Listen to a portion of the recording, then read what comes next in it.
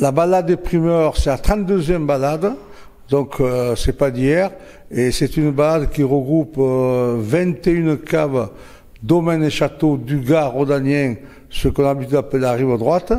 Et bien sûr, on fait ça sur le week-end à partir du jeudi 20 novembre, qui est le 3e jeudi de novembre chaque année. Et là, on démarre le jeudi 20 novembre à la place Mallet, où on fait l'ouverture des Côtes du Rhône primeurs. Et ensuite, le vendredi, samedi, dimanche, les 21 caves vont ouvrir leurs caveaux pour une dégustation accompagnée des produits du terroir. Voilà, c'est une balade à travers le Gard rhodanien qui s'étend depuis Romoulin jusqu'à Laval-Saint-Roman. Voilà, ça représente en gros un passage de plus de 50 000 personnes dans les 22 domaines, châteaux et caves du Gard rhodanien. Pour élaborer un bon primeur, en général, on utilise du cinsault qui est très aromatique, de la syrah, du grenache. C'est les 3 cépages principaux qu'on utilise dans les Côtes du Rhône primeurs. Après, en méthode de vinification, on essaye de ramasser un peu plus tôt que les autres rouges pour pas avoir des tanins qui soient trop prononcés. On fait des fermentations assez courtes, à basse température, pour développer ce côté amylique, ce côté garder du fruit rouge. Par exemple, quand vous prenez de la syrah, le cépage syrah qui est très aromatique, ces arômes de violette, etc.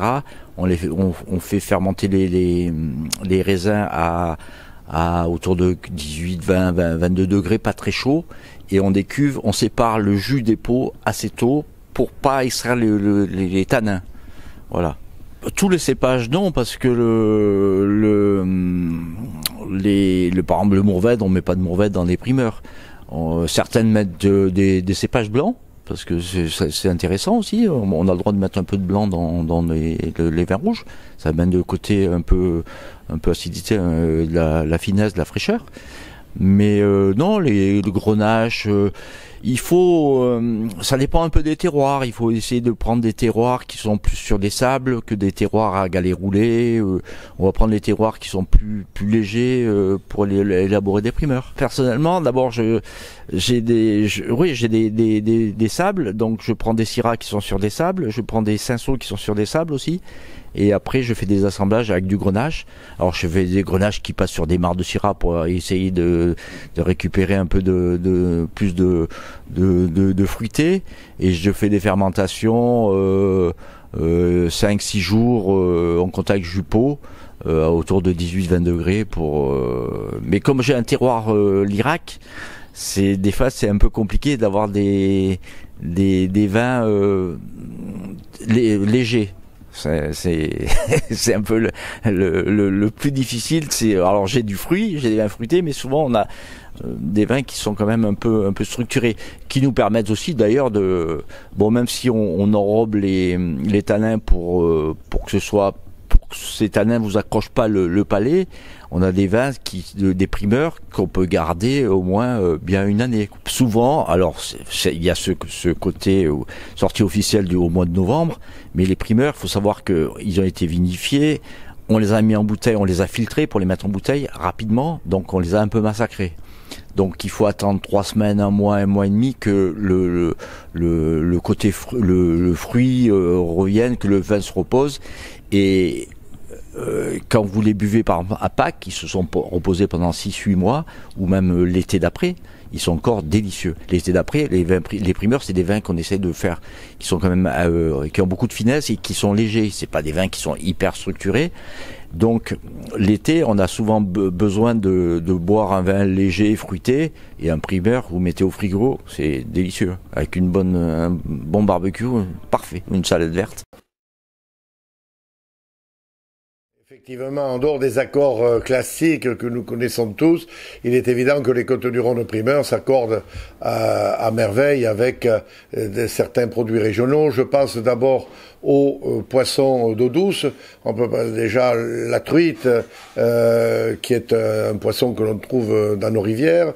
On peut accorder ça avec des petits farcis ou des petits pâtés nîmois, les petits farcis que l'on prend l'été avec du riz et et de la sauce tomate. On peut également prendre des brochettes de volaille, je pense volaille de la ferme Beauregard ou les pigeons des Costières qui produisent également des très très belles volailles avec une sauce tomatée. On peut avoir du plaisir aussi avec des pâtes. Je pense des lasagnes avec des courgettes. Je pense également avec des tagliatelles à la carbonara. Ce sont des plats simples que l'on peut trouver en permanence et qui s'adaptent très bien aux Côtes-du-Rhône primeurs.